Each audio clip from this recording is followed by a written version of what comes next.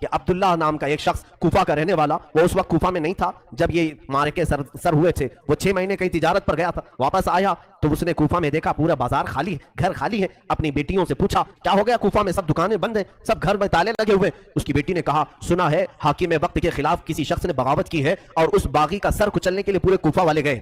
عبداللہ کہتا ہے مجھے معلوم نہیں تھا کون سا باغی ہے، کس نے بغاوت کی. اور پھر ان کی بیٹیوں نے کہا ابا جان آپ بھی گھر میں نہ بیٹھے، اس لیے کہ حاکم کوفہ ابن زیاد نے اعلان کیا ہے اگر کوفہ میں کسی گھر میں کوئی جوان باقی رہا اور کربلا نہیں گیا تو ہم اس کو تلوار سے چھلنی کر دیں گے، قتل کر دیں گے. تو عبداللہ کہتا ہے مجھے ڈر تھا، میری جان کا بھی خوف تھا کہ اگر یہاں رہتے ہوئے پکڑا گیا تو مارا جاؤں گا. کہا ٹھیک ہے میں بھی جاتا ہوں اس باغی کے خلاف، اس باغی کو میں بھی مقابلہ کر کے قتل کر سکتا ہوں، دیکھوں گا. اپنا گھوڑا لیا، تلواریں لی اور نکلنے لگا. بیٹی نے کہا بابا جان بہت سارا لشکر گیا ہے اس باغی کو قتل کرنے کے لیے، آپ بھی اس لشکر میں مل جائیں. اور سنا ہے جنگ کے بعد مال غنیمت ہاتھ آتا ہے، مال غنیمت ہاتھ آتا ہے، جو بھی مال ملتا ہے وہ فوجیوں میں بانٹا جاتا ہے. بابا جان مجھے یمنی عقیق پتھر بڑا پسند ہے، یمن کا عقیق پتھر بڑا پسند ہے، اگر وہ مال غنیمت میں مل جائے تو لیتے آ جانا. عبداللہ اپنی بیٹی کو رخصت کر کے آیا. وہ کہتا ہے دوپہر کا وقت تھا جب میں کربلا میں پہنچا، یہ 10ویں محرم تھی. میں نے دیکھا ایک شخص گھوڑے پر بیٹھا ہے اور اس کے پیچھے 40-50 لوگ دوڑ رہے ہیں، کوئی ادھر سے آ رہا ہے کوئی ادھر سے آ رہا ہے. میں نے لوگوں میں سے کوفیوں میں سے ایک سے پوچھا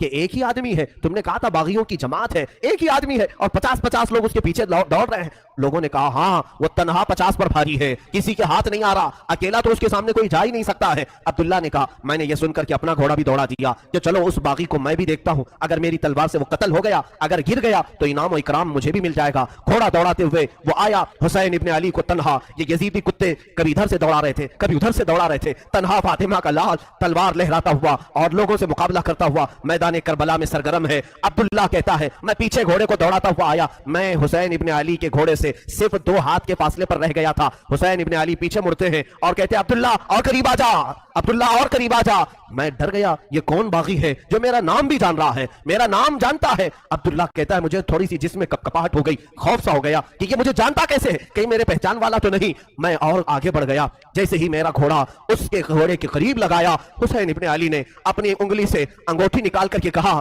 جا تیری بیٹی نے یمنی عقیق جو مانگا تھا اسے دے دینا، اس میں نگ جو لگا ہے وہ یمنی عقیق کا ہے، یمنی عقیق کا نگ لگا ہے.